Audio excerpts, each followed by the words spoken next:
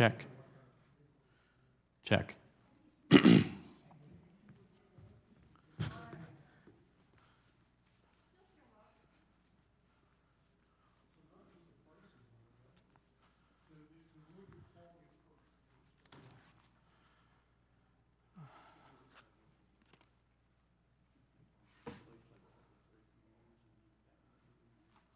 right. Good morning. It's about that time, so we'll go ahead and get started. Mr. Al, would you be willing to lead us in prayer?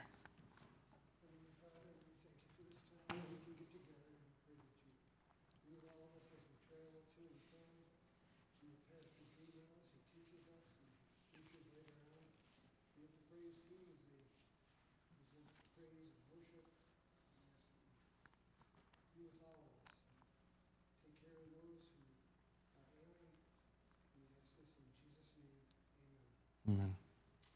So, does anyone need a copy of this guy? Or has everyone got one? Or you can, even if you'd like, if you've got an internet-connected device, you can go to 1689.com, and there's an interactive one there on the for a website. All right. Today we're going to be covering, I think this is chapter 19 of the Confession, talking about the law of the Lord and understanding how, especially us today as Christians, should be handling the law of the Lord and what that means for us. I'm a little all over the place this morning, but let's turn over to Psalm 1 this morning to get us started. Psalm 1.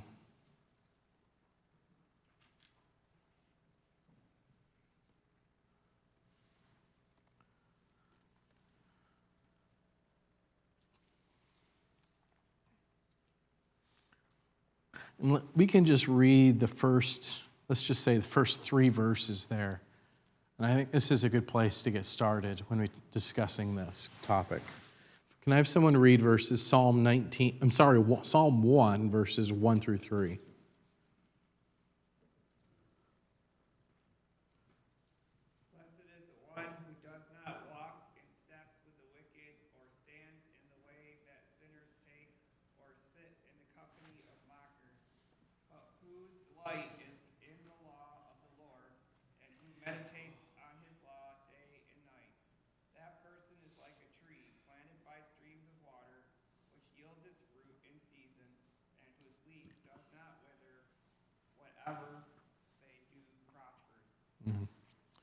So,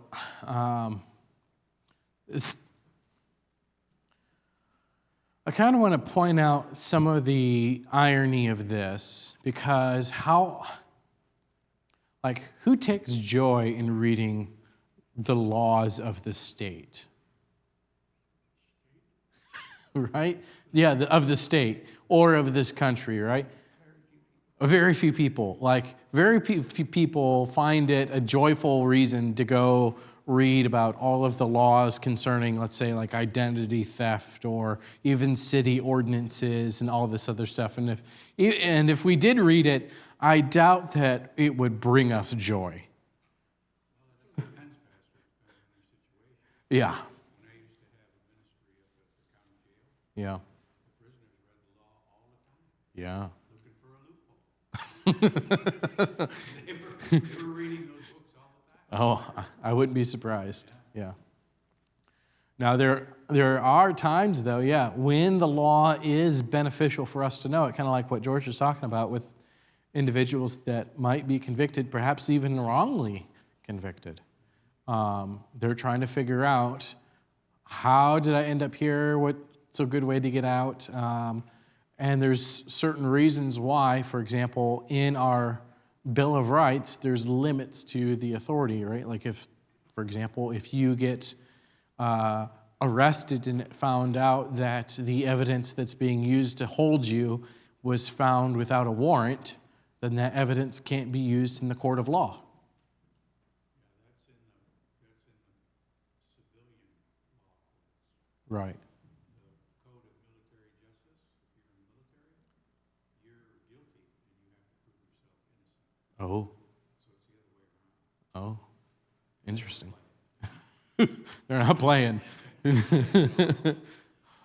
And even when we start talking about the law of God, there's other times too when we are reading, let's say, through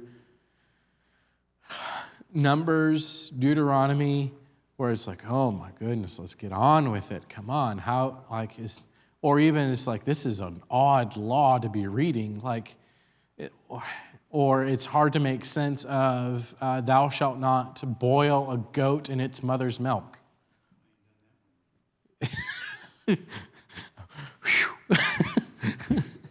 Right. But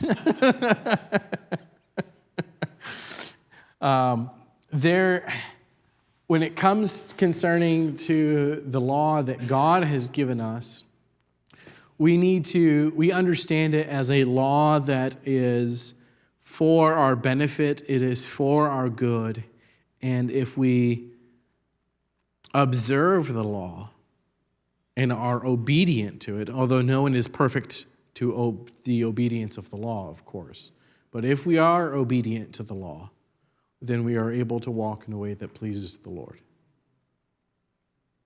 Now, a lot of people want to contend with individuals who talk about keeping law and the commandments of Christ, but Jesus reminds us very easily, very quickly, in John chapter 14, 15, if you love me, you will keep my commandments. It's a hard issue as to whether or not we're going to be obedient to the law. So also, discussing this, came across this quotation from Charles Spurgeon as he discusses the law. He says, we not only have reverence but love the law. We obey it out of love, and even when it chides us for disobedience, we love it nonetheless. The law is God's law, and therefore it is our love. We love it for its holiness and pine to be holy. We love it for its wisdom and study it to be wise. We know, sorry, I lost my place. Study it to be wise. We love it for its perfection and long to be perfect. Those who know the power of the gospel perceive an infinite loveliness in the law as they see it fulfilled and embodied in Christ Jesus. It is my meditation all the day, from Psalm 1. This was both the effect of his love and the cause of it. He meditated in God's word because he loved it, and then he loved it the more he meditated in it. What's unique about the law of God, more than anything else, in comparison to the law of, say, the state or of any government that we might have, is the fact that it is a law that comes from a perfect being. And therefore, it is also perfect. There's no fault in the law of God. There might be fault in our human laws. As a matter of fact, I'll make this point. Our governor just this past week passed a law allowing us to kill those who are elderly and terminally ill for medical assistance in death. Hochul? Does she qualify? Yeah.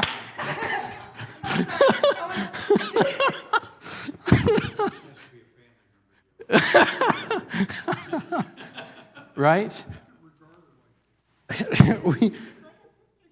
She's like a sister. Oh, man. We're mean, George.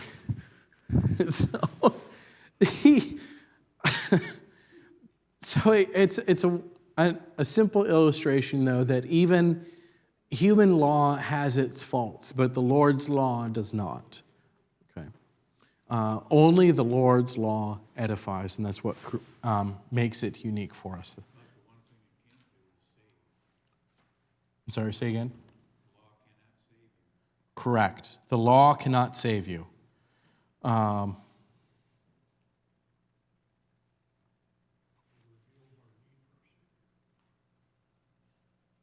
Sorry, I'm trying to.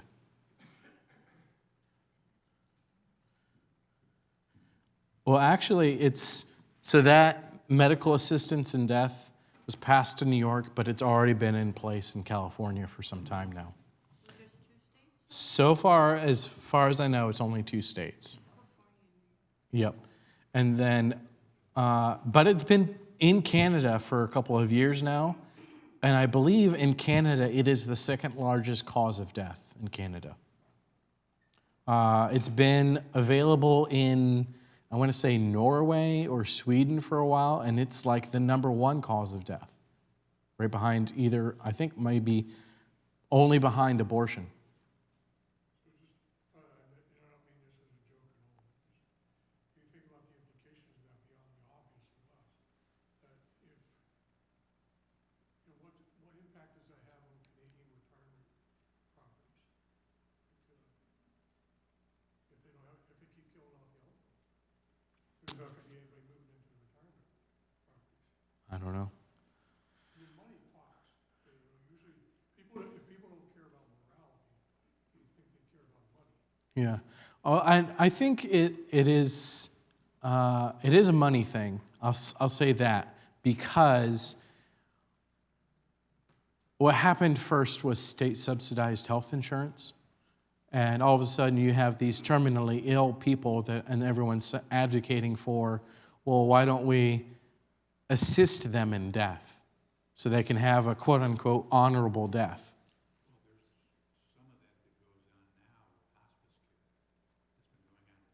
I wouldn't doubt it. I know when my wife passed away, I chose comfort care. That means hospice care. And those people are really good at what they do. Yeah. And, but my wife passed away not because I was giving her morphine drips every so many hours. It was just to give her comfort.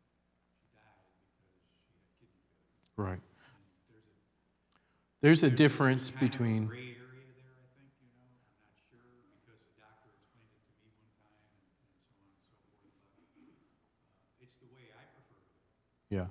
I don't want to prolong, I don't want the vampires working on me overtime just to see if they can do this and do that. Yeah. I prefer that. I would say there's a pretty big difference, though, between providing comfort for those who are terminally ill in comparison to those who go to a doctor and get a prescription for a drug that will kill that person. Yeah, but it has to be, even in the New York State law, it has to be somebody that's terminally ill. You can't just decide to Yeah. commit suicide because you can't stand things. Now, I will say over in like Norway, in Sweden, and over in those countries that have had it for a while, it's been people as young as 30 who are not terminally ill and just have simply a mental illness and have signed up for it and then decided for themselves that, yeah, this is what I want. I want to kill myself. And they get medical assistance to do so. Do you have to be in a medical facility or have a medical person do it? No. You just have to have a doctor prescribe it to you. And then, I read the testimony of someone who witnessed a person in California who took the drug. And they did it in their own home. They laid in their own bed. They swallowed a couple pills. They shook violently and then died. So it wasn't pleasant. I know. It's California, that's explain it. Yeah. But it's what they have in California is now here. Now, they do have to take it under their own power and initiative. It cannot be administered by another person. It has to be administered by themselves. But it's Less humane than putting your dog down, because when you put your dog down, you put them to sleep first. And then you give them the lethal injection. and that's the argument that everyone's making is like, at least, when our dog is in this place, we put them to sleep. Why can't we give the same kind of honor to our loved ones? And I'm like, first of all, your loved ones are not pets. How dare you disrespect your loved ones as though they're just a pet? If I shoot my dog, it's going to die instantly, and I'm going to get arrested.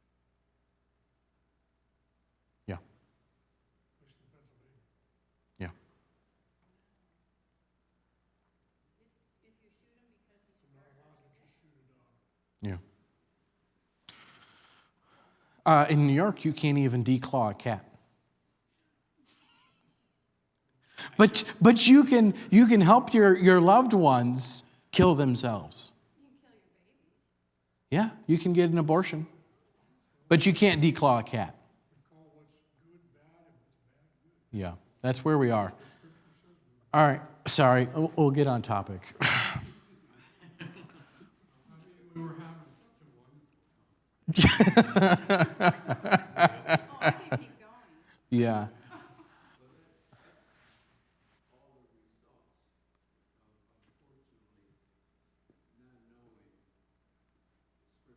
Yeah, yeah.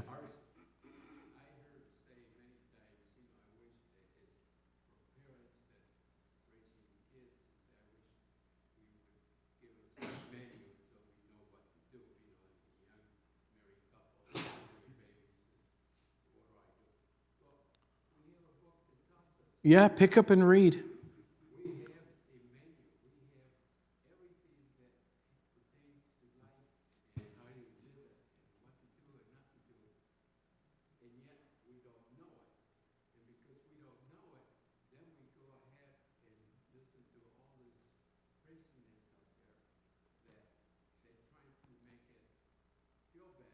Yeah. Right. It goes to show that. Yeah, very easily. All right, so in the confession there, the first paragraph there deals with creation law, and I don't want to spend too much time here, but it basically just kind of reminds us of the setting at creation. There in the confession, chapter 19, it says, God gave to Adam a law of universal obedience written in his heart, and a particular precept of not eating the fruit of the tree of knowledge of good and evil, right? Very simple and straightforward. Don't eat that fruit, right? He had one rule, and he done messed it up, by which he bound him and all his posterity to personal, entire, exact, and perpetual obedience, okay? This wasn't just a one-time rule, it was forever. This is, and if God said it, this is the law that was there for him at that time, for Adam. And the idea is that if he obeyed the law, it promised life upon the fulfilling and threatened death upon the breach of it, right? If the day that you eat of it, you shall surely die. It was very simple. And the inverse of it, right? Because if you eat it, you will die. The inverse is if you don't eat it, you will live. Okay, very straightforward. And endued him with the power and ability to keep it. Right? When Adam was created, we describe him as he was created in innocence. He was an individual who did not know sin in his creation and did not have a particular nature within himself to desire sin, but then decided to sin. And he was probably the only person, I would say, that truly had a nature that was truly free in the sense to make a choice. Whereas we, ever since Adam, have had and been born with a sin nature that has a proclivity towards sin, where we have a desire to reach out and to be satisfied with things that easily entice us.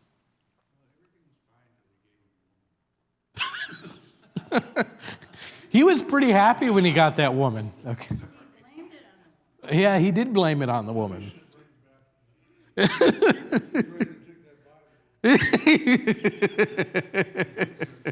was fine up until that point. He just got through naming all the animals. Just think how much energy that took. Yeah, And then God said, it's not good for him to be alone. yeah. Because doing something like that must have been really a drag. Yeah, as I was reading through it the one day, I was like, I'm sure there was probably a reason why God told Adam to name the animals first and then receive a wife. Because if he had named the animals after getting a wife, he just would have been criticized the whole time while he did it. See what I mean? I rest my case. Why'd you name it a giraffe? That doesn't look like a giraffe. That can't be right. Anyway. I know. No. Yeah. All right. So that's paragraph 1. All right. So that was the law that Adam had to follow. And of course, he failed to keep that law in the garden. And because of his failure, death entered and sin entered into the creation order. Paragraph 2, it kind of talks about the Ten Commandments in Israel. It says that the same law that was first written in the heart of man continued to be a perfect rule of righteousness after the fall. So let me pause here for a second. Let me say it like this, because in the Ten Commandments it says, thou shalt not kill, or thou shalt not murder. Let's be specific. Thou shalt not murder. Does that mean it was okay to commit murder before the Ten Commandments? Let's ask Cain, right? Right. Thou shalt not commit adultery. Was it okay to commit adultery before the Ten Commandments? No. The law of God has, specifically when we look at the Ten Commandments, we see it being written down on tablets of stone in a singular moment of history. But the fact of the matter is that the Ten Commandments themselves are a reflection of God's moral character. And if you break any of the Ten Commandments, you are not only just transgressing against his law, but you're creating an offense against his character and against his name, which would have been true before Mount Sinai. So therefore, when Cain killed his brother, he transgressed the law. Or, another way to put it, he made a moral offense against God.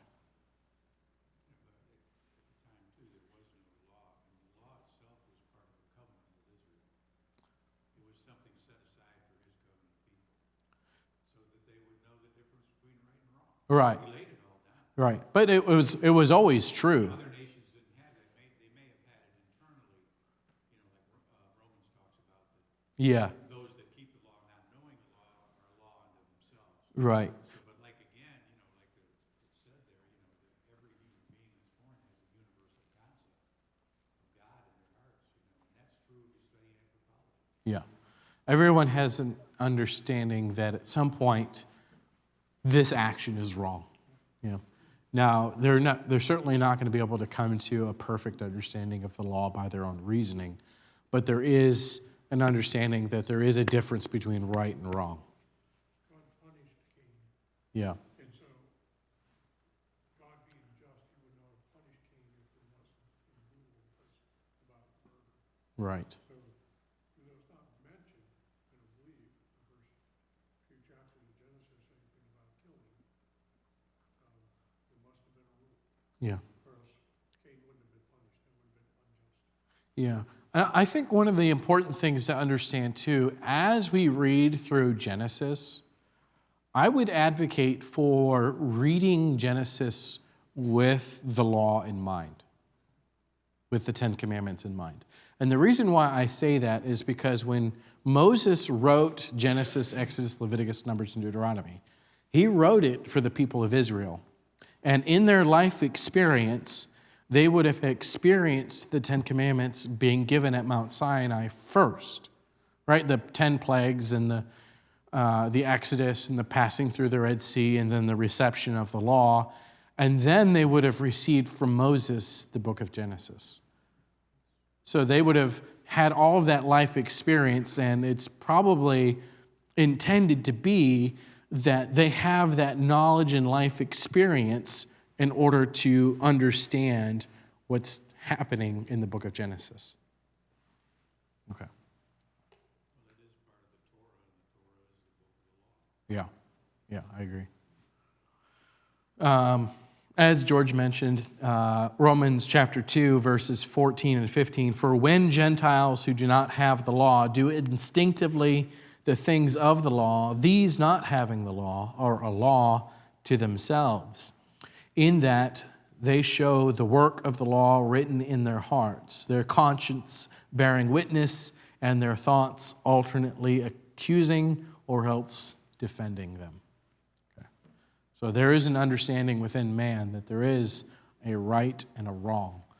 But even then, Paul is saying, like, we're willing to transgress that understanding of right and wrong.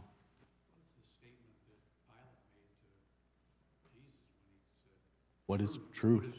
Yeah. The guy was so dead in his trespasses and sins, you can't distinguish anymore, not at all. Not even your conscience bothers you. Yep. Because they did some horrendous things. Right. So there back in the confession, we paused in paragraph 2. It says, and was delivered by God upon Mount Sinai in 10 commandments written in 2 tablets. This is important. It says the first 4 containing our duty towards God, and the other 6 our duty towards man. And the reference there is Deuteronomy chapter 10, verse 4.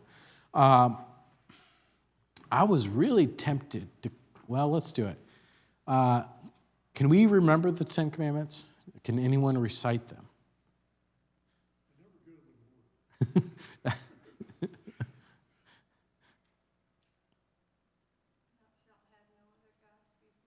Mm-hmm. Thou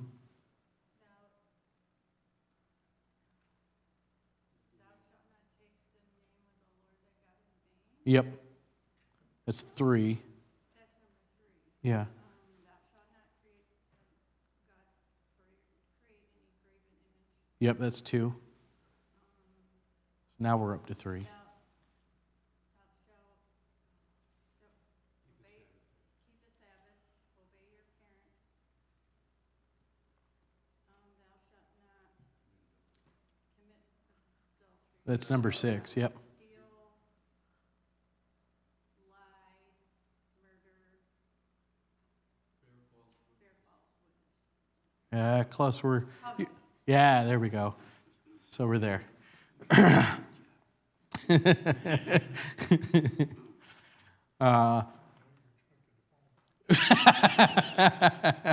You know it, now you need to follow it. All right. That's why we have Christ, right? Because he followed it even when we failed. The do not kill. We think that one's easy, right? Do not murder. Yeah, because then Jesus comes along and explains, well, it starts in our hearts. Do we have hatred towards our brother? Because that's where a murderer starts, is with hatred towards his brother. All I have to do is go to Walmart right now, and I will be breaking that commandment. It's something that guys that have gone into the military, and I noticed it when I was at the time I was an unbeliever, so I didn't care. But the bottom line was we were being trained to kill, to murder people, Yeah. and to do it in the most efficient way possible. And that bothered a lot of guys I know that profess to be Christians, because that's not how they were raised. They didn't have that. Yeah. They didn't have that killer instinct. Yeah. Which you have to develop, because if you don't kill them, they're going to kill you. It's that simple. Right. It doesn't need to get more complicated than that, but it's something that a young man wrestles with, being put into that position. And that commandment specifically, though, it uses, I forget the Hebrew word in the language that's being used there, but it is specifically a word that means murder and not kill. There's a difference between kill and murder. Because murder has the intent of, there was hatred behind it, and it's an unjustified end of life. Premeditated. Yeah. It's premeditated. But when you're in the military, you're being taught premeditated murder. That's war. It is war. Yeah, and we would have to get into a discussion about justifiable use of war and so on and so forth. But You're looking at something like the atomic bomb being dropped on Japan twice. Well, how do you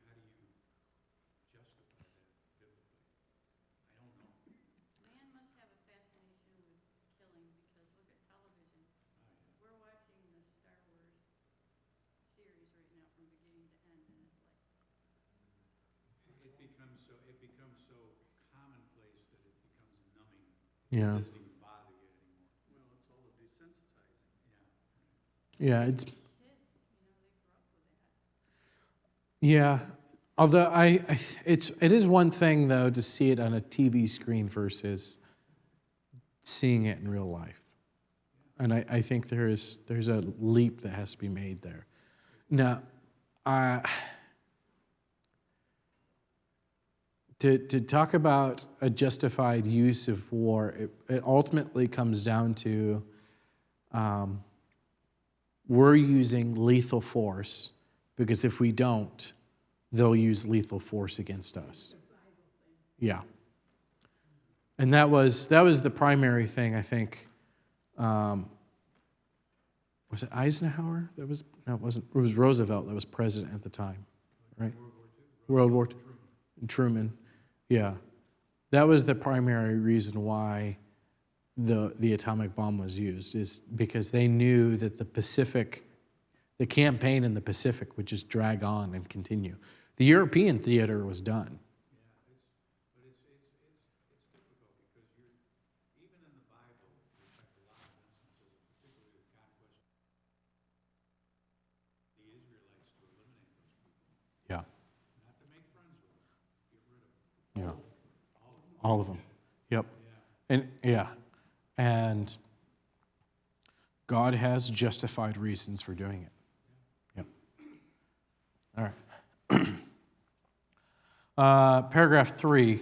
Besides this law, that is the Ten Commandments, this is now talking about the ceremonial law in Israel. Now, there's oftentimes, the law itself is usually divided into three types of law. There is the moral law, which is often described as the Ten Commandments. There is the ceremonial law, which we'll talk about in a second, and then there's also the judicial law, which we'll talk about coming up soon. Sometimes they call it civil law.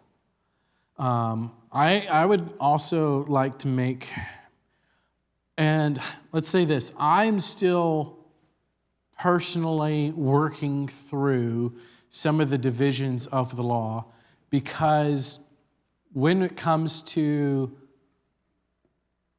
I want to make a difference between civil law versus judicial laws, personally myself, in Scripture.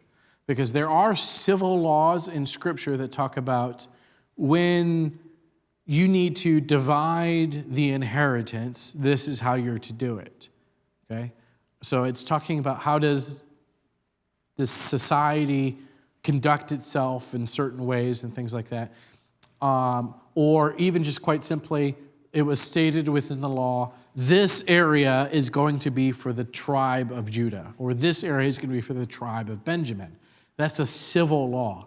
However, I would also make a kind of different division for laws that says if this is committed, if adultery is committed, and there's 2 or 3 witnesses that have seen the adultery in the act, then that person needs to be dragged out and stoned to death.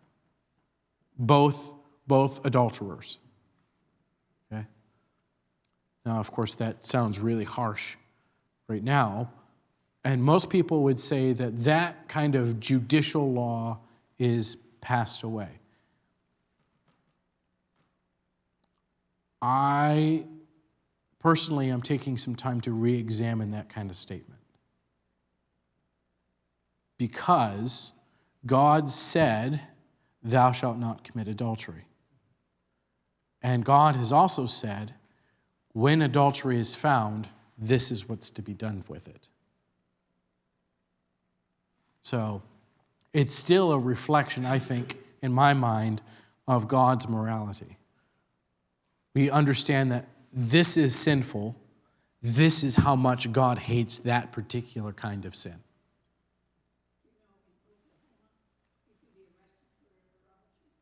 For what? You can be arrested for adultery. Oh, really? Yeah. Huh. It's still on the books. Okay. Well, good.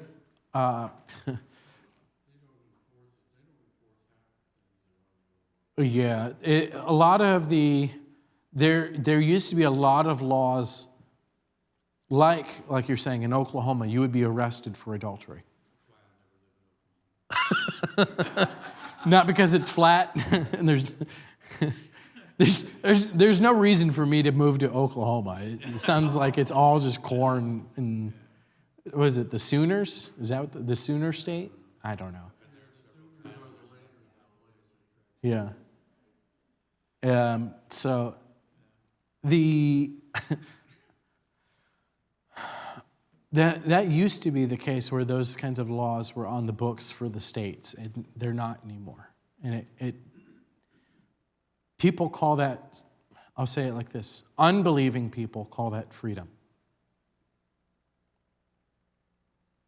I call that a shift away from morality. You're going to find I probably am a lot more conservative than most people are comfortable with, but so buckle up, I guess. Hebrews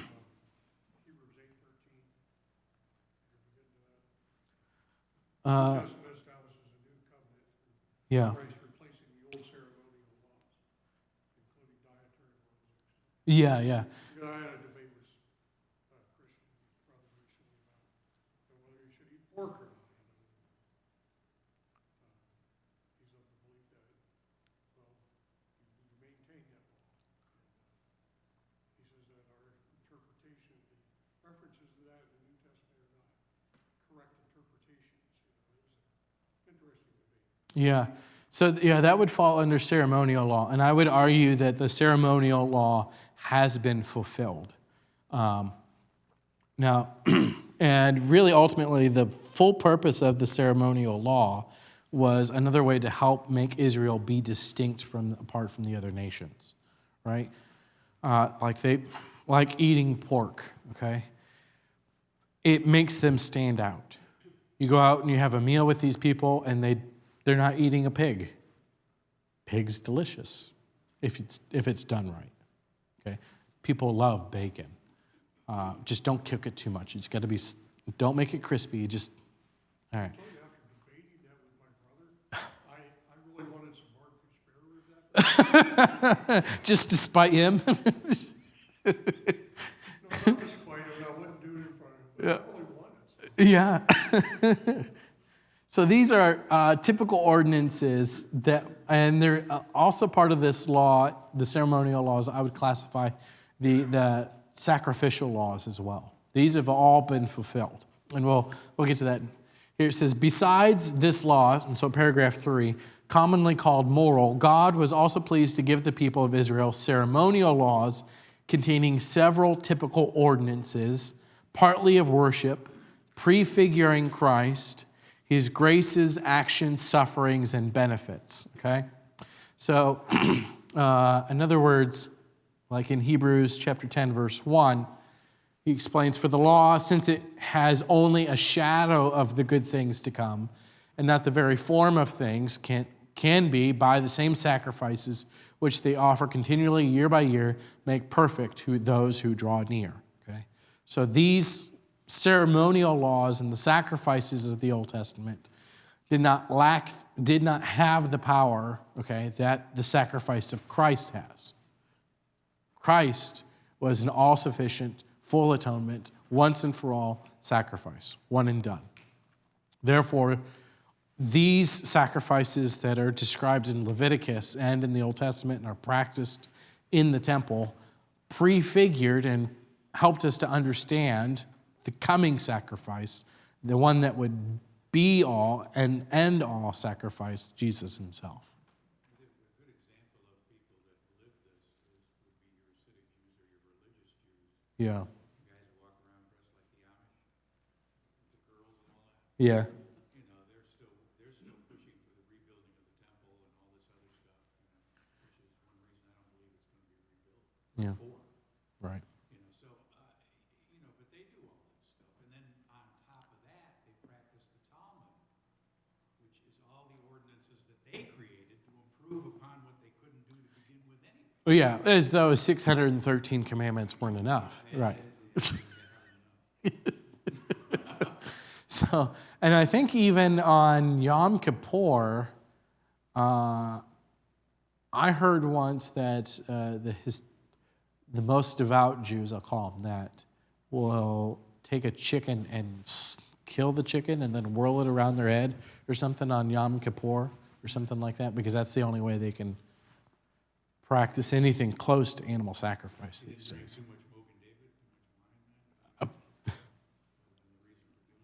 I don't know.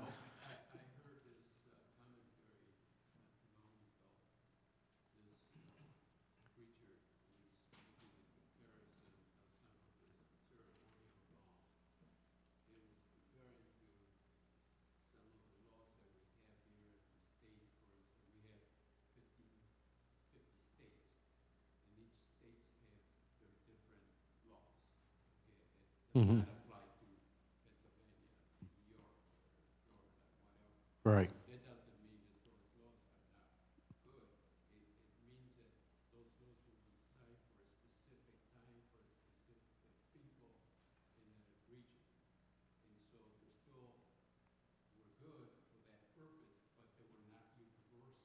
Right.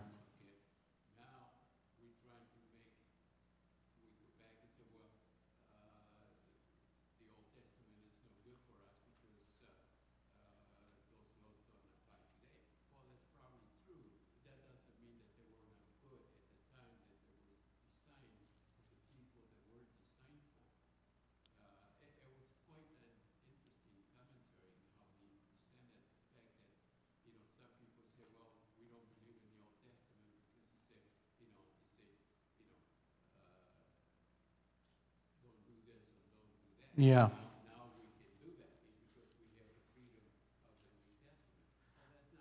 Right. And I think that's Andy Stanley did this same mistake where, and it may stem from I'll call it an over application of dispensationalism, where they say Israel and the church are separate to the point where Old Testament is ultimately for the Jew, and because we're the church, we don't have to worry about the Old Testament, we only worry about the New Testament.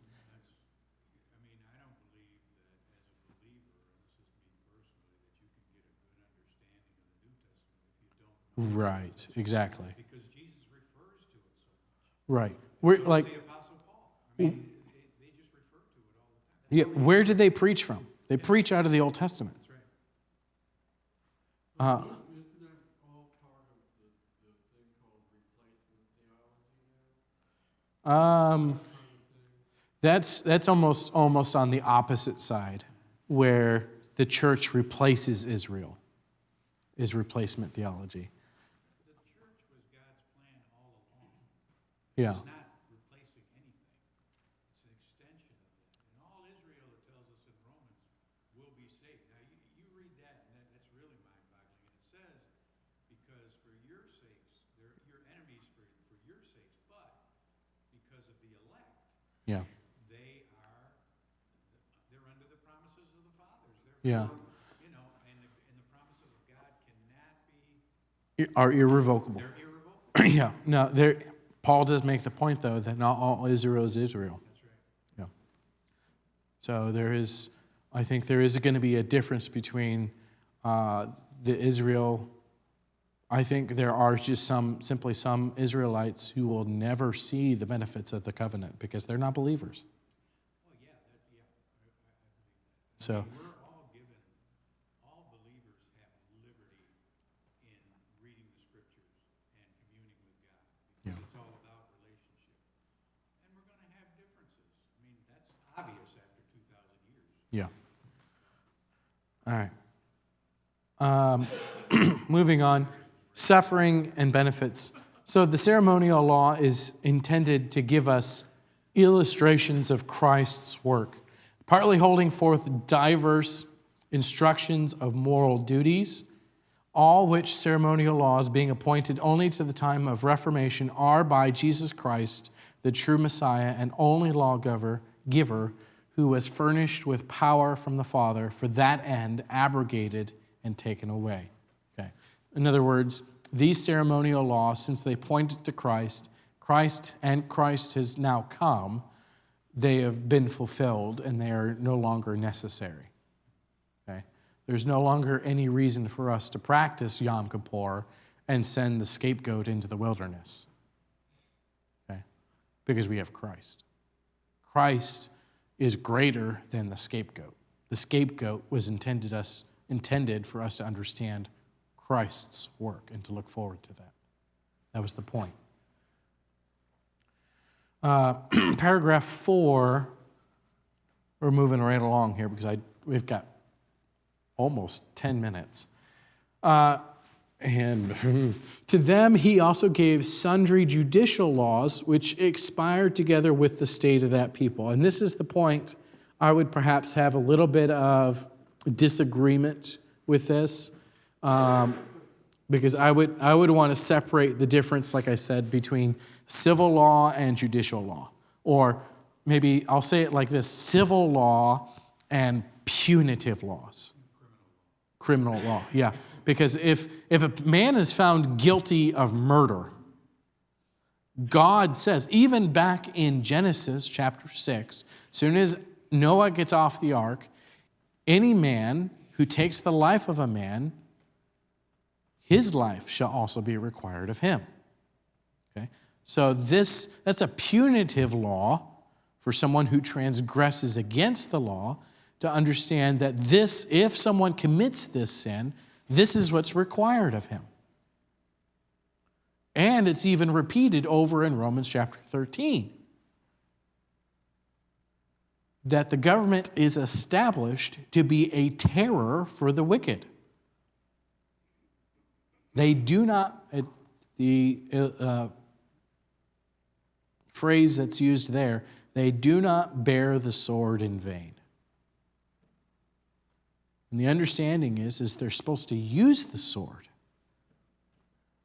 in order to pierce those who are transgressors of the law and those who are wicked.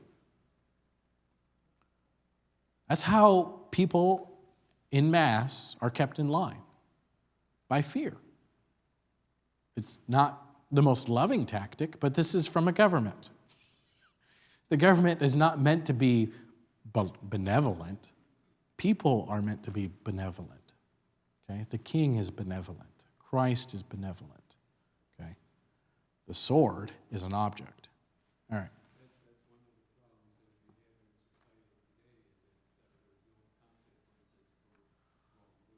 Right.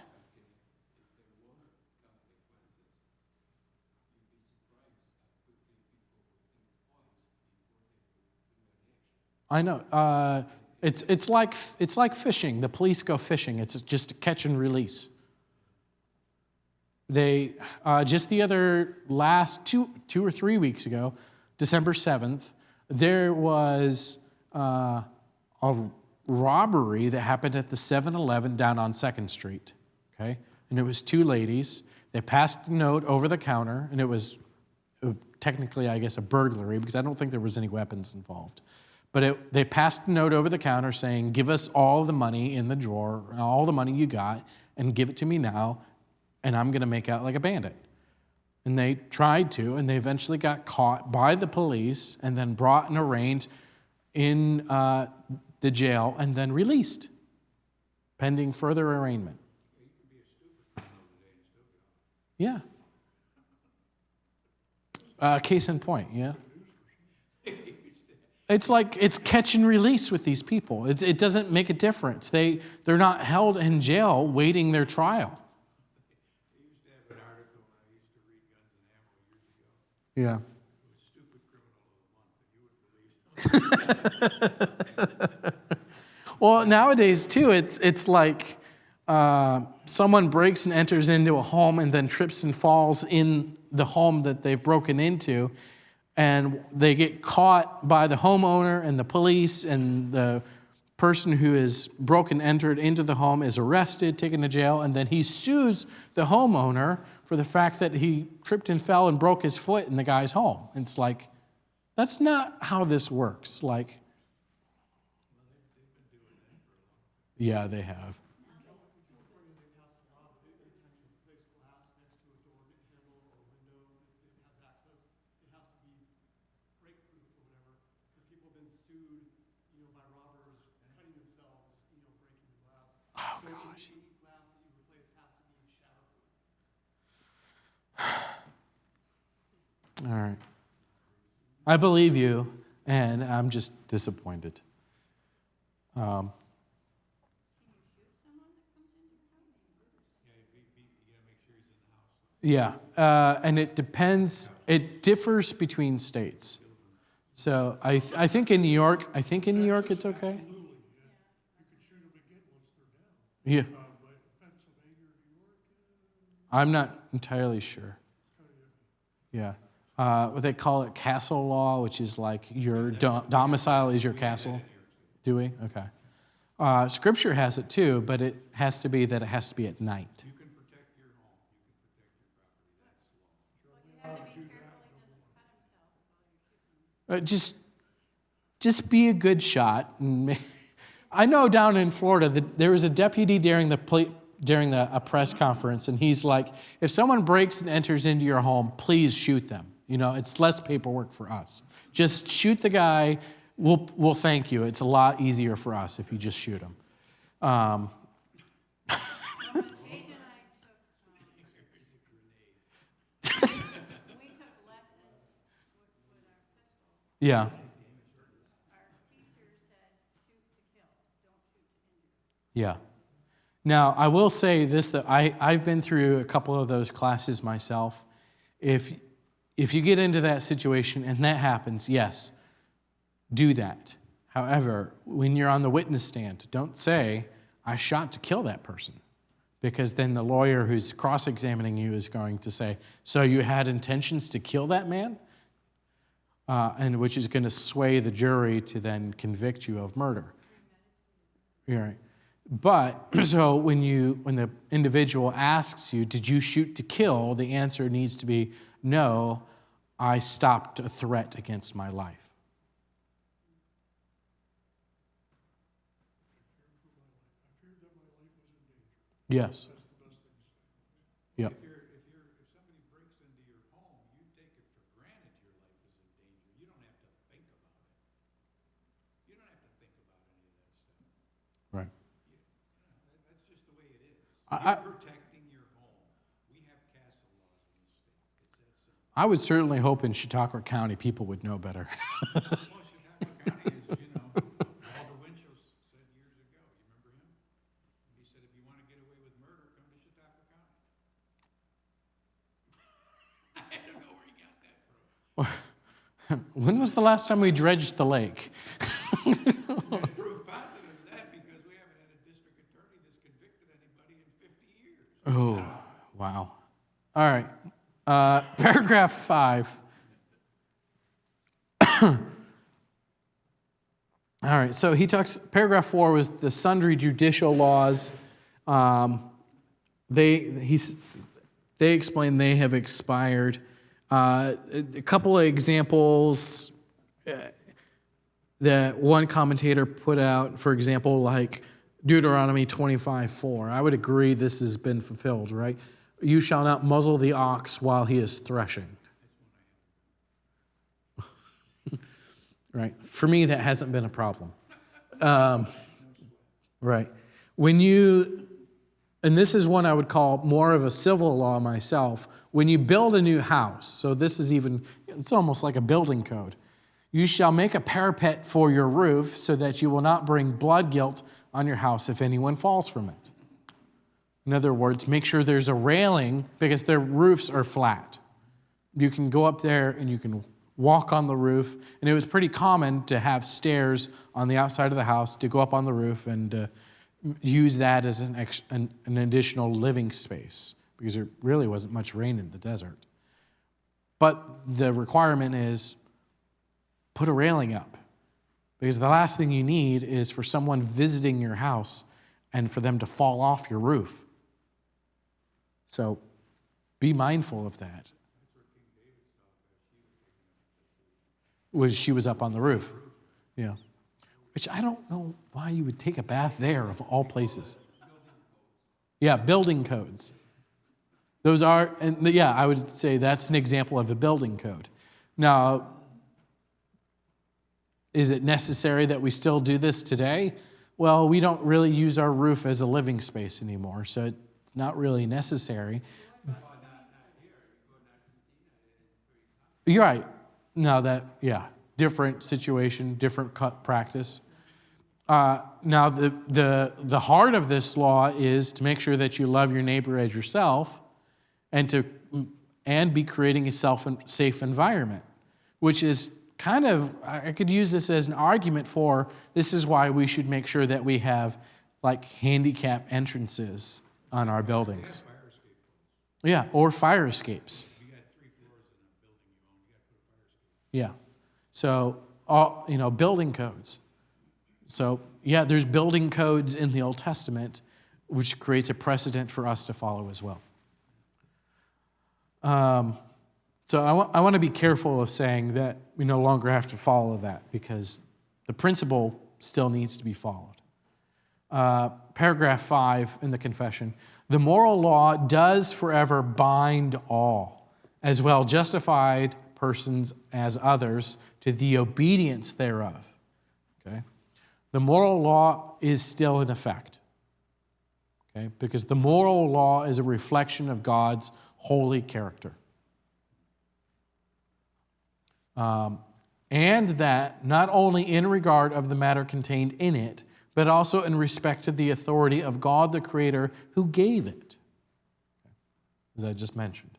Neither does Christ in the gospel in any way dissolve, but much strengthen this obligation. As I've heard some preachers talk about how Jesus discusses the law in his Sermon on the Mount in Matthew chapter 5. He's got this phrase where he says, you have heard it said, but I say unto you, and he does this a couple of different times. Some preachers, I think, have misunderstood what Jesus is doing in that passage. He's not quoting the Mosaic law and overturning it with his own law, creating a new law based on his authority. What he is doing is he's giving a true interpretation of the Old Testament law. Yeah, he's clarifying it and giving a commentary on it. Like we talked about earlier with thou shalt not murder. But I say unto you, anyone who hates his brother within his heart is already guilty of this law. So he's not replacing the law with one that is his own, but he's giving an explanation for what the heart of the law truly is. Sorry. It's 10:30. Can I zoom through? Although the true believers are not under the law as a covenant of works to be thereby justified or condemned, right? We've already mentioned this a second ago. No one is justified by works of the law. Law keeping does not get you into heaven. Jesus kept the law, and his righteousness is transferred to us when we believe in the death, burial, and resurrection of Jesus Christ. Yet it is of great use to them as well as to others, in that as a rule of life, informing them of the will of God and their duty, it directs them and binds them to walk accordingly. So this is a kind of explaining the different kinds of application for how to use the moral law. I'll say it like this. There's the social use of the law, which serves as a barricade or a bridle that restrains men from sin. Right? Thou shalt not murder. That's about on every rule book everywhere for every government. Do not commit murder. Okay? Now, we've done a poor job of enforcing it and giving out punishment for it, but it's there on the books. So that's the social use of the law in order to maintain civic order. Then there's a convictional, evangelical, or the proper use of the law, which is for us to communicate the law and to understand this is what God requires of man, And because of that, we should feel the conviction of the fact that we have transgressed the law, and there should be conviction of that. Okay, so that's the evangelical use of the law. And then there's also the normative, didactic, or pedagogical use of the law, which means that the law is a teacher for us so that we might know the difference between right and wrong.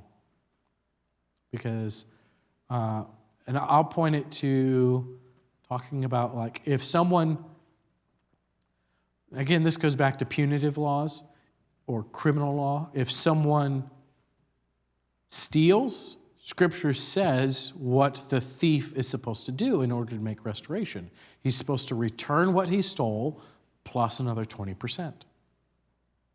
Okay? That's a great principle to use and to be teaching with children. I had to use that the other day with my kids. One of the brothers stole something from his brother, and I said, you got to make it right. You got to give it back, plus you got to give him something extra in order to show the sincerity of your heart that you're truly sorry for what you've done. Okay. And then finally, I know we're zooming through this. Christ and the law, paragraph 7. Neither are the aforementioned uses of the law contrary to the grace of the gospel, but do sweetly comply with it. Okay? We're not saved in spite of the law. We're saved even still under agreement with the law. Okay? That's the reason why Christ had to die on the cross, because the law exists, because the punishment of sin is death. Okay? What's his name down in North Carolina? Some heretic. He said, Christ broke the law in order to save us. That's heresy.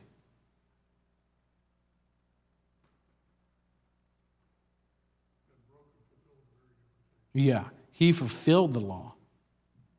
Okay. He needs to go read Romans chapter 3. All right, any questions? I know we kind of zoomed through it, and there's a lot to be discussed when it comes to understanding the law, but I think I covered most of the points. I wanted to make sure we at least cover this chapter today. Nope, you can keep it. All right, thank you guys.